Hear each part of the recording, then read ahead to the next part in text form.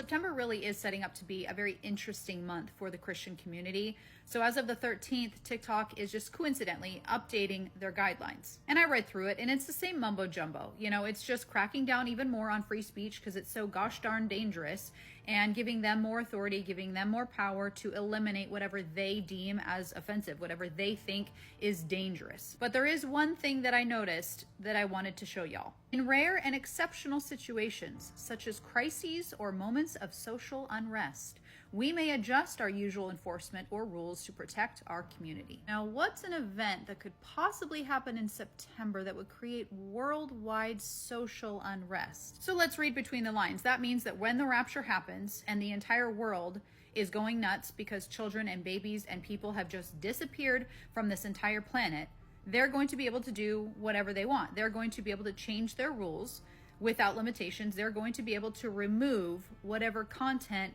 they want, aka Christian content, because the enemy cannot have the world know where we went. And I've said this for a while now, you know, whenever the rapture does happen, there's going to be some major tweak to social media because the enemy can't have the world running to social media and watching videos about the biblical rapture, about the fact that we went home to heaven. He can't have the world know that God is real. So he's going to do things like this to promote his narrative. He's going to remove all of that Christian content that tells you the truth so he can push his own lie. Y'all, everything is truly being put into place. All of the chess pieces are being moved. So when this event does happen, the enemy can just swoop in and take over the airwaves. And for those Christians who want to comment or probably have already commented, well, no man knows the day or hour, you are expected as a follower of Christ by your Savior to know the season of his return. You are not supposed to stick your head in the sand and ignore all of the signs that he literally gave you. Did you also know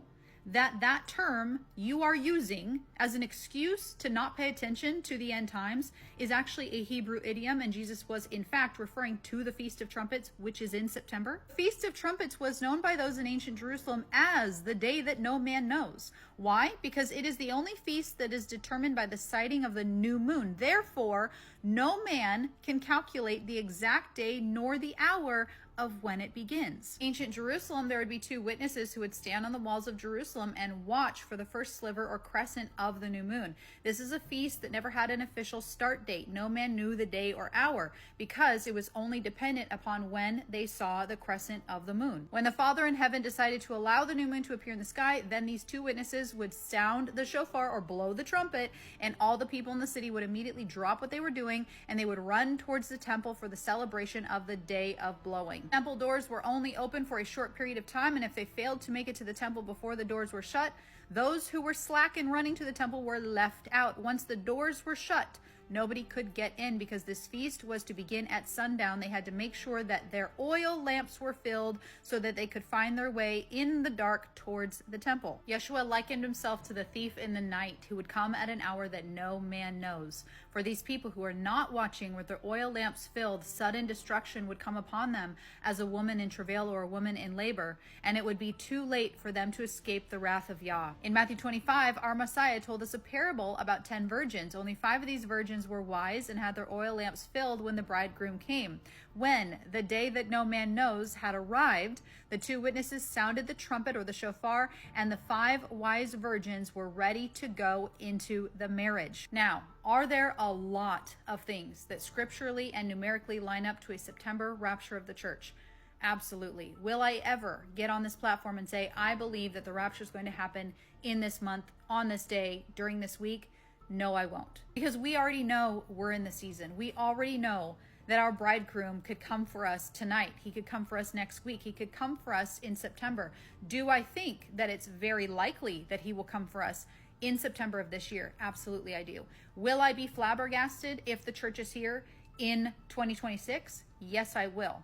But I won't ever put a date to it because it's the Lord's timing, it's the Lord's plan, and not mine. But we can't ignore that things are definitely in play. And y'all, the enemy, just like us, he doesn't know the exact moment that Jesus is going to come and get his bride, but he does know the season because he does know that there are certain things that he's going to do that the bride, the church, is not here for. He knows that we are not here on this earth for the signing of the peace treaty. He knows that we are not here for the building of the third temple. He knows that we're not here when the Antichrist appears. So he knows that we are getting close. So he is lining everything up. He's moving the chess pieces to explain that event. So no, I don't think it's any coincidence that they are updating their guidelines this September, just before the Feast of Trumpets, and adding this little tidbit about crises or social unrest, which gives them the ability to remove whatever content they don't want people to see.